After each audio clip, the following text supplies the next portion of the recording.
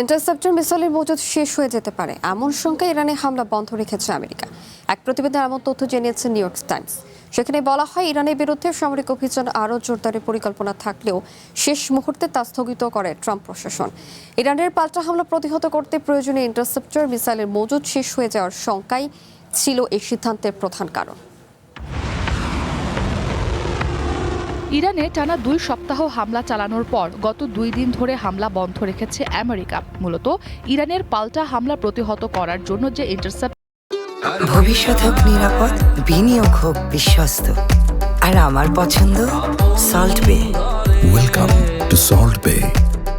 Missile রয়েছে, সেটি ফুরিয়ে যাওয়ার আশঙ্কায় হামলা থেকে বিরত আছে ওয়াশিংটন। এক প্রতিবেদনে এমন তথ্য জানিয়েছে নিউ ইয়র্ক টাইমস। ইরানের বিরুদ্ধে সামরিক অভিযান আরও জোরদার করা হবে কিনা তা নিয়ে প্রেসিডেন্ট ডোনাল্ড ট্রাম্প ও তার শীর্ষ উপদেষ্টাদের আলোচনা হয়েছে বলে জানায় সংবাদ মাধ্যমটি। সেখানে সবচেয়ে বেশি গুরুত্ব পায় ইন্টারসেপ্টর মিসাইলের মজুদ কমে যাওয়ার বিষয়টি। এ কারণে ইরানে আপাতত হামলা আর না বাড়ানোর সিদ্ধান্ত নিয়েছে আমেরিকা।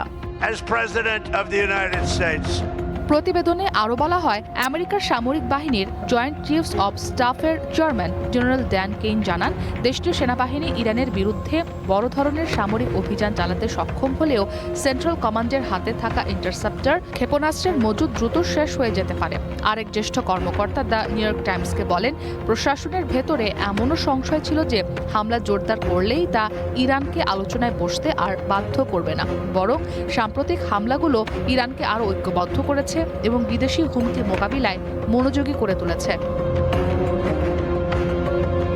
প্রতিবেদন অনুযায়ী গত শুক্রবার ছিল প্রায় 2 সপ্তাহের মধ্যে প্রথম হামলাবিহীন দিন। এরপর শনিবারও ইরানে হামলা চালায়নি দেশটি।